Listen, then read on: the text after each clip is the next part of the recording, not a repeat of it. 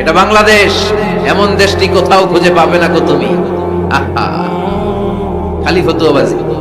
একজন বলছিল বাংলাদেশের জাতীয় খেলা হাডুডু কেন, আরেকজন কয়ের কারণ বাংলাদেশে কেউ কারো ভালোটা সহ্য করতে পারে না। একটা উপরে উঠতে ছেলে সাইডটায় ধরে ঠ্যাং ধরে টেনে নামায়। হাডুডু খেলা দেখছেন? একটা সামনে গেলে সবাইকে কাবাডি কাবাডি কাবাডি কাবাডি করে ঠ্যাং ধরে, খালি বাগেরহাটে কাবাডি নাই মনে হয়, দেখছেন কিরকম খেলে? একজন সামনে গেলে সবাই ঠ্যাং ধরে নিচে নামে। এটা এই দেশের জাতীয় খেলা। এদেশে কেউ ভালো পথে হাঁটতে চাইলে, উপরে উঠতে চাইলে, কল্যাণের পথে আগাতে চাইলে তার বিরোধী শক্তিরা ওর ঠ্যাং ধরে নিচে নামাবে। কেউ কারো ভালোটা সহ্য করতে পারে?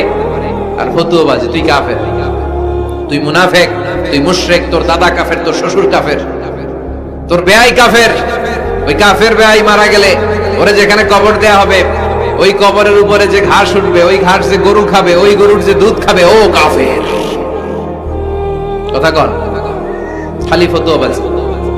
এই ফতুয়াবাজি থেকে আল্লাহ তুমি আমাদেরকে বাঁচাও। আমরা যেন হৃদয়টা প্রশস্ত করে একে অপরকে মুসলিম ভাই মনে করে বুকে টানতে পারি। আমরা খালি পিছাই, সর বিশ্বনবী আসছে কাছে টানার জন্য, আমরা খালি পিছাই, খালি পিছাই, খালি অন্যের দোষ খুঁজি। নিজের মধ্যে যে কত দোষ, নিজের মধ্যে দোষের শেষ নাই, ওইদিকে কোনো চিন্তা। অনেকেই বলে যেটা দেখি না তা মানি না। যারা স্রষ্টাকে বিশ্বাস করে না তারা বলে আনসিন ইজ নাথিং, যেটা দেখা যায় না এটা বিশ্বাস করি না। নাস্তিক্যবাদের ছড়াছড়ি আছে না নাই? বাগেরহাটে কোনো নাস্তিক নাই মনে হয়? আছে আছে আছে। এত দাড়ি টুপি এগুলার ভিতরে ঢুকে কেমনে? ওগুলা পিছনে পিছনে থাকে, এগুলা আজীবন পিছনে পিছনে থাকবে। কথা বলে ইয়াং যুবক যারা আছে, তোমরা একটা বই পড়বে, প্যারাডক্সিক্যাল সাজিদ, একটা বই আছে বাজারে, নাস্তিকদের বিভিন্ন প্রশ্নের জবাব। এই বইয়ের লেখক খুব ভালো করে ওই বইতে তিনি তুলে ধরেছেন। লেখকের নাম আরিফ আজাদ।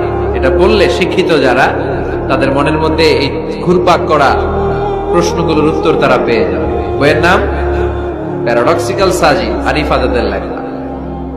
তো তার পাশাপাশি এই সূরাটা পড়লেও আমরা জানতে পারবো, কারণ এই সূরাটা হচ্ছে দি সূরা is an eye opener for us all. আমাদের সবার চোখ খুলে দিবে এই সূরাটা।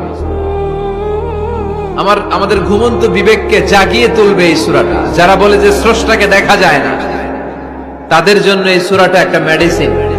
আল্লাহ কেমন যেন এই সূরায় বলতে চায়, ওপেন ইউর আই, তুমি তোমার চোখ খোলো না একটু, you must find your God, তুমি তোমার আল্লাহরে খুঁজে পাবা।